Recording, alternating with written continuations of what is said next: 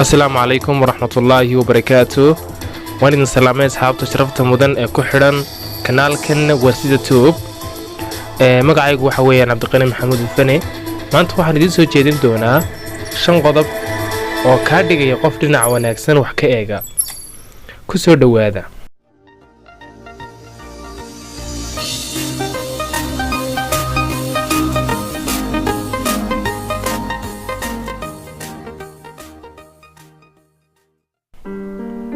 haddii aynu soo qaadano qodobka koowaad waxa uu noqonayaa ama waxa uu ka hadlaayo fikir inta aanad hadlin.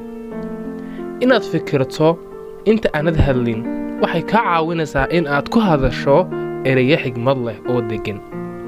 waxa kale oo noqonaysaa qof degan waqtina siinaya inuu soo saaro hadallo murtiyeysan oo wax ku ool ah. qodobka labaad isna waxa uu dhigayaa oo fikir si wanaagsan. haddii aad u fikirto si wanaagsan waxa hubaal ah in aad noqonayso qof wanaagsan, natiijooyinka noloshaaduna dhammaantood ay wanaagsanaanayaan. kaliya waxay ku xidhan tahay inaad horumar ku samayso in aad si wanaagsan oo xeel dheer u fikirto. inaad si wanaagsan u fikirtaay waxay u baahan tahay waqti. samayso waqti aad ku fikirto si aad horumar u horumariso awoodahaaga fikir ahaan. kasta waxa uu u baahan yahay waqti badan oo lagu celceliyo. ku celcelinta badanina ugu dambeyn waxa ay keentaa guusha dhabta ah ee aad u qalanto. qodobka saddexaad tixgeli dareenka dadka kale. inaad tixgeliso dareenka dadka kale waxa ay leedahay macnayaal fara badan bulshada Soomaaliyeed dhexdeeda. haddii aad tixgeliso qof dareenkiisa oo lagu arko mid tixgelinaya dadka kale dareenkooda, dad badan waxa ay ku oranayaan waa magac raadis iyo wax la mid ah. laakiinse tixgelin aad siiso qof kale waxay la micno tahay adiga oo lagu tixgeliyo. xaqiiqso ugu dambeyn inaad wanaagga aad horseeday kugu soo noqon doono maalin maalmaha ka mid ah. tixgeli dad kale dareenkooga si aad u noqoto qof wanaagsan. qodobka afraad hadaawan hana akhrinin fikrada kale.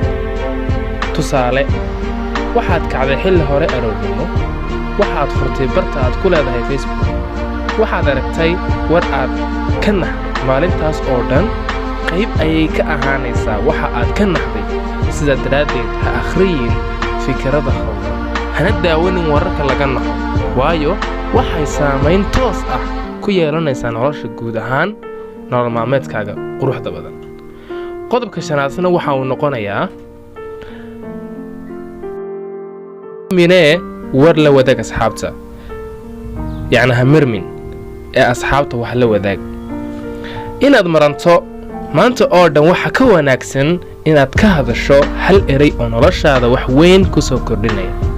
muranka faraha badani caafimaad ahaan uma fiicna maskaxdaada nasi oo fikir kuna hadal erayo cabiraya dareenkaaga oo wanaagsan si aad u noqoto qof wanaagsan.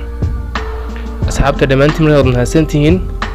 markaas waxaan niga codsanaynaa si aad noo dhiirigelisaan annaga inaad subscribe noo saartaan channelka, sidoo kalena aad ula socotaan fiidyada dambe aan soo gelin doono, idinka oo ka ilaaweynin inaad furataan gambaleelka ama jelaska subscribe-ta ku garab yaalla.